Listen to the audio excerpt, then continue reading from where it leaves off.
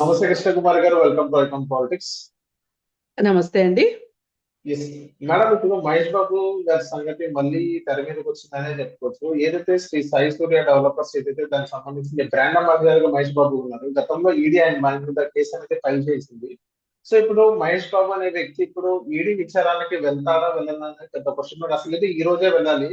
So కొన్ని ఇప్పుడున్న బయట పరిస్థితి మనం చూసుకున్నట్లయితే మహేష్ బాబు వెళ్ళడానికి మనకి సమాచారం అందుతుంది. సో దీని పట్ల మీ స్పందన ఏంటి మ్యామ్? మహేష్ బాబు వెళతారా వెళ్ళరా అనేది ఆయన వ్యక్తిగత నిర్ణయం. వెళ్ళకపోయినందువల్ల వచ్చే కాన్సిక్వెన్సెస్ ని, ఆ పరిణామాల్ని ఆయన భరించదలుచుకుంటే వెళ్లకుండా ఉంటారు. ఎవరైనా విచారణ ఎగ్గొట్టేది అందుకే కదా. అంటే విచారణకు వెళ్ళి అక్కడ సమర్పించుకోగలిగిన సమాచారం గనక వాళ్ళ దగ్గర ఉండినట్లయితే అసలు వెళ్ళకపోవడం అనే ప్రశ్నే ఉండదు. కానీ అక్కడ పరిస్థితి ఏంటి అంటే కొంత వైట్ కొంత బ్లాక్ తీసుకోవటంతో వాళ్ళ బుక్స్ లో అది ఉండటం వల్ల ఈ ప్రాబ్లం అంతా వచ్చింది. ఇప్పుడు ఈయన వెళ్ళి వైట్ ఎందుకు తీసుకున్నారు, వైటే కదా మీరు తీసుకోవాలి, బ్లాక్ ఎందుకు తీసుకున్నారు అనే దానికి ఈయన సమాధానం చెప్పుకోగలిగి ఉండాలి. ఈ వైట్ బ్లాక్ అనేది జగమెరిగిన సత్యం. ఇవాళ ఏదో కొత్తగా మహేష్ బాబు ఒక్కళ్ళే చేసేశారు, అదేంటి మహేష్ బాబు ఇంత ఘోరమైన తప్పిదం చేశాడు అనుకోవటానికి వీల్లేదు. కనిపించాడు కాబట్టి, దొంగ దొరికాడు కాబట్టి మనం అలాగే చెప్పొచ్చు. చాలా మంది ఇలాగే చేస్తారు అనుకోవచ్చు కదా మేడం. చాలా మంది ఇలాగే చేస్తారు. అంటే ఇలాగే చేస్తారు కాబట్టి మహేష్ బాబుకి ఎగ్జామ్షన్ అనేది నా ఉద్దేశం కాదు. అయితే ఈ ప్రాక్టీస్ ఏదైతే ఉందో ఇది బ్యాడ్ ప్రాక్టీస్. ఏదో మరి నడుస్తుంది కాబట్టి నడిపించారు. ఇప్పుడు వాళ్ళకి దొరికాయి కాబట్టి ఇప్పుడు ఈయన దొరకాల్సిన పరిస్థితి వచ్చింది, ఈయన సమాధానం చెప్పుకోవాల్సి వచ్చింది. ఒక్కొక్కసారి ఇన్కమ్ ట్యాక్స్ లో కూడా ఇలాగే జరుగుతుంటది. ఏంటంటే ఎవరియో పేపర్లు చెక్ చేసినప్పుడు ఇంకెవరికో డబ్బులు వెళ్ళినట్లు కనిపిస్తాయి. అప్పుడు వాళ్ళని వివరణ అడుగుతారు. వివరణ అడిగినప్పుడు వివరణ చెప్పుకోగలగాలి. మరి వివరణ చెప్పుకోగలిగిన అవకాశం లేనట్లుంది. అందుకే మహేష్ బాబు గారు కొంచెం షూటింగ్స్ ఉన్నాయని అదని ఇదని కొంచెం మొహం చాటేస్తున్నట్టు ఉన్నారు. అయితే మనం ఇక్కడ మాట్లాడుకోవాల్సింది ఏంటి అంటే, ఒకవేళ ఏమైనా ప్రభుత్వంతో లాబీ చేయగలిగిన వ్యక్తులు ఎవరైనా ఉంటే మహేష్ బాబు తరఫున ఈడీ కేసులు మాఫీ అవ్వడం పెద్ద విషయం ఏమీ కాదు. మనం ఎన్నో చూస్తున్నాం. ఇప్పుడు బీజేపీ గవర్నమెంట్ వచ్చిన తర్వాత ఈ ఈడీ దాడులు ఎక్కువైనాయి. తమ పార్టీకి సపోర్ట్ ఇవ్వకపోతేనో, అలాగే తమ పార్టీకి విరాళాలు ఇవ్వకపోతేనో, తమ గవర్నమెంట్లకి ఇతోధికంగా సహాయం ప్రత్యక్షంగా కానీ పరోక్షంగా కానీ చెయ్యకపోతేనో, అలాగే గవర్నమెంట్లు పడగొట్టాలి అనుకున్నప్పుడు సహకరించకపోతేనో ఈడీ దాడులు చేస్తుంది. దీనికి చాలా చాలా ఎగ్జాంపుల్స్ ఉన్నాయి. కొత్తగా చెప్పుకోకర్లా. ఇప్పుడు మహారాష్ట్రలో గవర్నమెంట్ పడేయదలుచుకున్నప్పుడు అజిత్ పవార్ తమ్ముడిని టార్గెట్ చేశారు. అలాగే సంజయ్ రౌత్ని టార్గెట్ చేశారు. అంటే ఎన్సిపిలో వాళ్ళని, అలాగే బాల్ ఠాక్రే పార్టీలో వాళ్ళని ఇద్దరిని టార్గెట్ చేశారు. టార్గెట్ చేసేసి ఆ తర్వాత ఆ ప్రభుత్వం పడిపోయిన తర్వాత, వీళ్ళ ప్రభుత్వం వచ్చిన తర్వాత ఇప్పుడు వాళ్ళకి క్లీన్ చిట్ వచ్చేసింది. వాళ్ళల్లో కూడా అజిత్ పవార్కే వచ్చింది. శరద్ పవార్ తమ్ముడు అజిత్ పవార్కే వచ్చింది క్లీన్ చిట్. పైగా ఆయన మళ్ళీ ఇప్పుడు వీళ్ళ గవర్నమెంట్ లో భాగం అయిపోయాడు, మినిస్ట్రీ కూడా ఇచ్చారు. అందుకే రాహుల్ గాంధీ ఎప్పుడు దీన్ని వాషింగ్ మిషన్ పార్టీ అంటారు. అయితే ఇలా చేసి ప్రతి రాష్ట్రంలోనూ ఇలా చేసి వాళ్ళు పరువు పోగొట్టుకుంటున్న మాట వాస్తవమే. మరి మహేష్ బాబుతో కూడా ఏమైనా ఒక అవగాహన కి వచ్చే ఉద్దేశం కానీ ఏమైనా ఉన్నాయి కాబట్టే అసలు ఈ పేరు బయటకు వచ్చింది అని అనుకున్న ఆశ్చర్యపోక్కర్లేని పరిస్థితిలో ఇవాళ బీజేపీ పార్టీ అంతటి ఆ, ఆ, పాపాన్ని మూటగట్టుకుంది.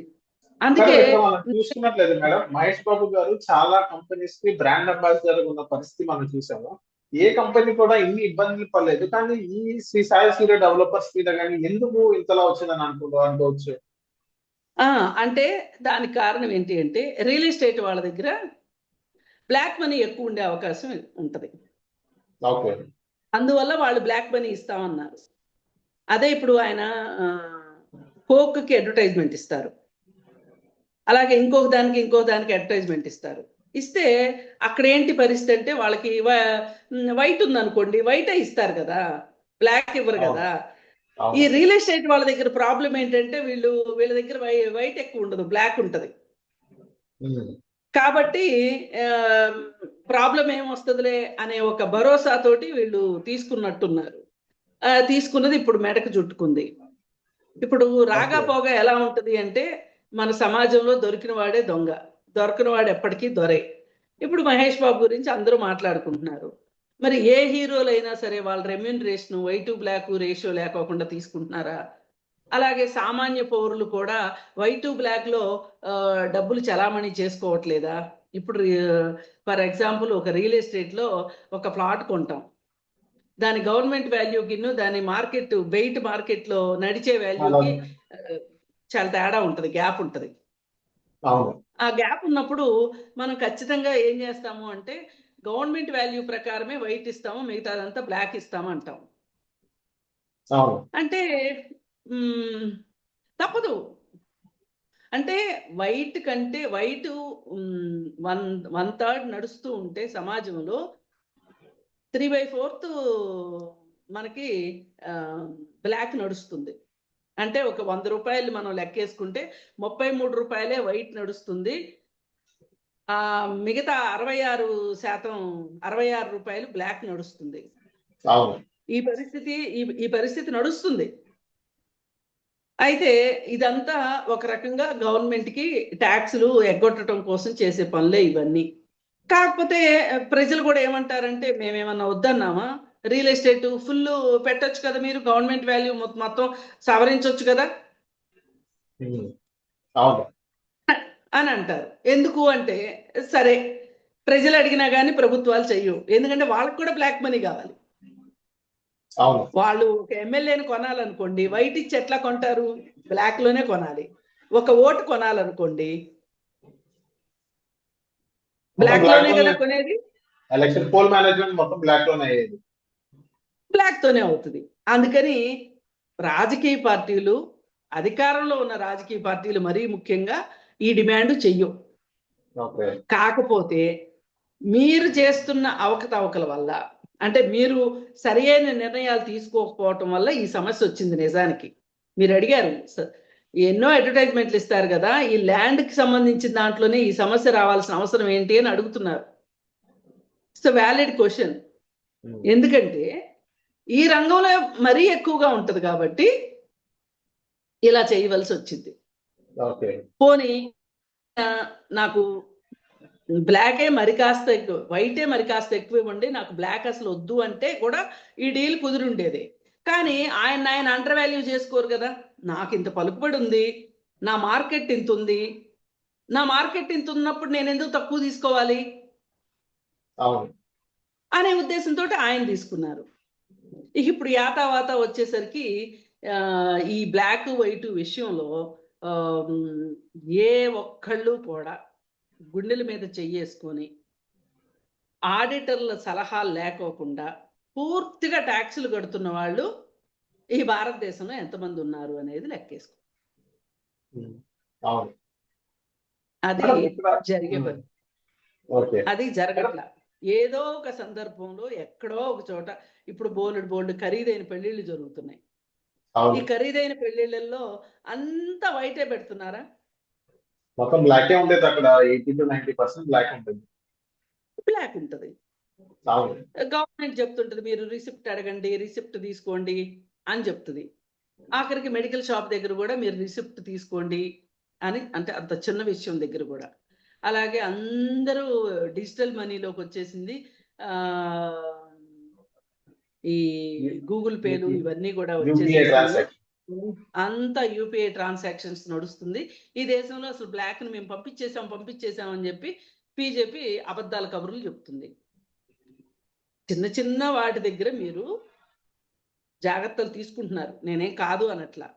కానీ అసలు పెద్ద విషయాల దగ్గర ఈ రియల్ ఎస్టేట్ విషయంలో ఎందుకు?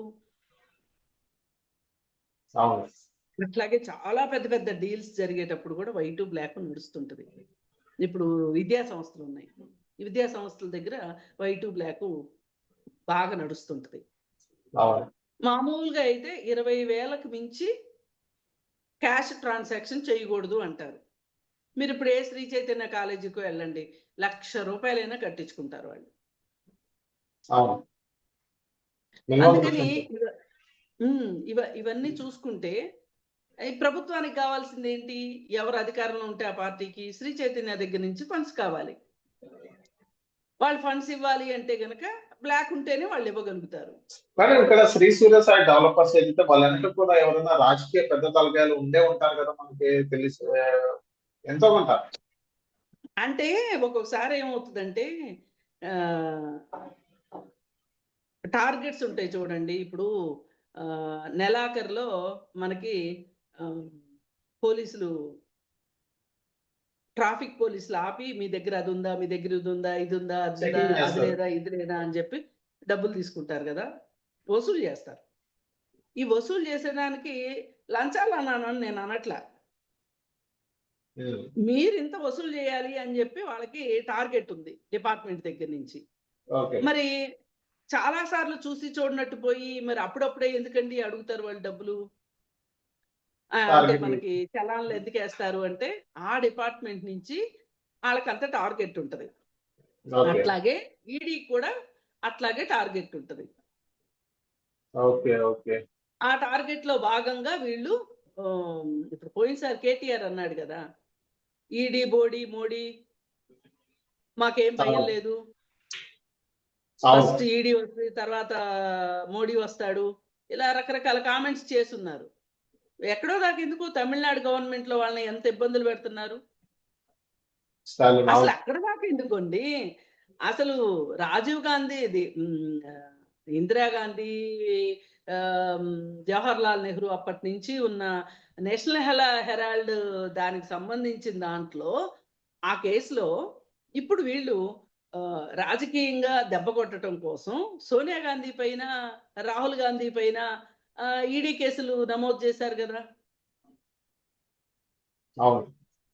అలాగే రాజకీయ విరాళాలు తీసుకోవటం కోసం ఇవాళ 93% రాజకీయ విరాళాలు ఒక్క బీజేపీ పార్టీకి ఎందుకు ఇస్తున్నారండి? వాళ్ళు ఎంత ఎక్సర్సైజ్ చేయకపోతే. ఒక ఫార్మాస్యూటికల్ కంపెనీకి డబ్బులు ఇంత ఇమ్మని, ఇన్ని ఎలక్ట్రల్ బాండ్స్ కొనమని అడుగుతారు. అంటే వాళ్ళ దగ్గర వైటే ఉంటుంది కాబట్టి చచ్చినట్టు. ఇప్పుడు వీళ్ళు ఎలక్ట్రల్ బాండ్స్ పట్టుకొచ్చింది కూడా ఇదొక రీజను. ఎందుకంటే వైట్ ఉన్న వాళ్ళ దగ్గర నుంచి తీసుకోవాలి అంటే వాళ్ళు చచ్చినట్టు వైట్ లోనే డబ్బులు ఇస్తారు. ఇప్పుడు ఎలక్ట్రల్ బాండ్స్ చాలా రియల్ ఎస్టేట్ కంపెనీలు కొనలేదు చూడండి. మనకల్లా ఎక్కువ కొనింది ఎవరు అంటే ఇంజనీరింగ్ కంపెనీలు, అలాగే ఫార్మాస్యూటికల్ కంపెనీలు, ఇట్లాంటి పెద్ద పెద్ద బడా కాంట్రాక్టర్లు, ఇన్ఫ్రా కంపెనీలు వీళ్ళు కొన్నారు.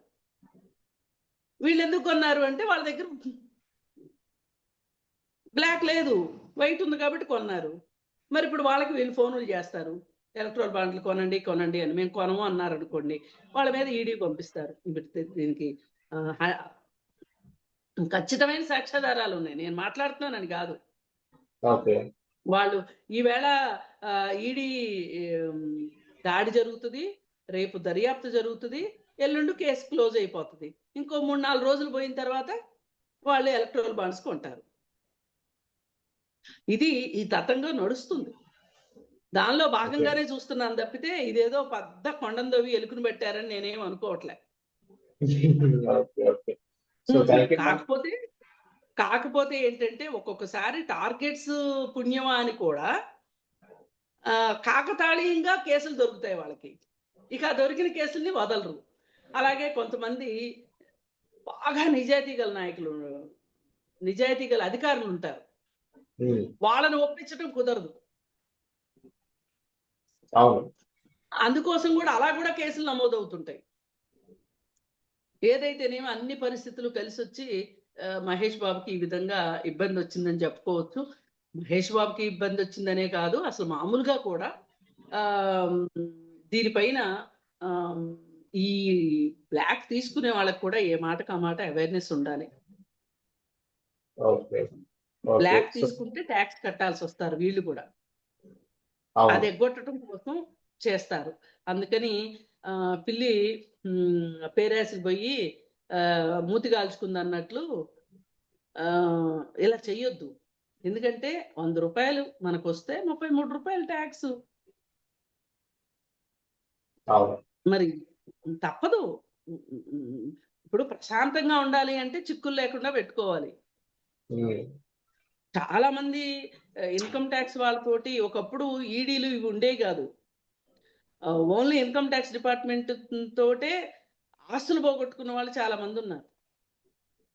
వాళ్ళకి ఉండే మేనేజర్లు, అడ్వైజర్లు సరిగా లేక, సావిత్రి గారు లాంటి మహానటి పాపం, ఆవిడ ఎవరిది ₹1 సొమ్ము తినే మనిషి కాదు పాపం. ఆవిడ మేనేజరు సరిగా లేకపోవటం వల్ల ఆవిడ ఇల్లు ఇన్కమ్ ట్యాక్స్ డిపార్ట్మెంట్ వాళ్ళు జప్తు చేశారు. అలాగే ఊటీలో గెస్ట్ హౌస్ కూడా ఇన్కమ్ ట్యాక్స్ డిపార్ట్మెంట్ కిందకు ఉండిపోయింది. ఆ కేసులు అవన్నీ పోరాడి పోరాడి పోరాడి చివరికి గెలిచేసరికి ఆవిడ చనిపోయిన తర్వాత పాపం ఆవిడకి ఊటీ గెస్ట్ హౌస్ వచ్చింది. అదే కనుక అంటే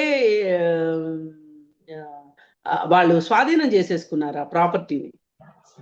అదే ఉండుంటే కనుక ఆవిడకి ఇంకొంచెం అంత అనారోగ్యం కూడా వచ్చేది కాదు ఒక రకంగా. అందుకని ఎవ్వరూ కూడా అన్ని సమయాలు మనవి కాదు, కొంచెం జాగ్రత్త వహించాల్సిన అవసరం ఉంది. మహేష్ బాబు ఉదంతం ద్వారా మనకి ఇప్పుడు ఖచ్చితంగా ఈ కేసు ఒక టార్చ్ బేరర్ అని అనుకోవచ్చు మనం. ఎందుకంటే రకంగా దారి చూపించినట్లు లెక్క. అయినప్పటికీ బుద్ధి రాకపోతే ఎవరు ఏమి చేయలేరు. Okay, so thank you ma'am. Thank you.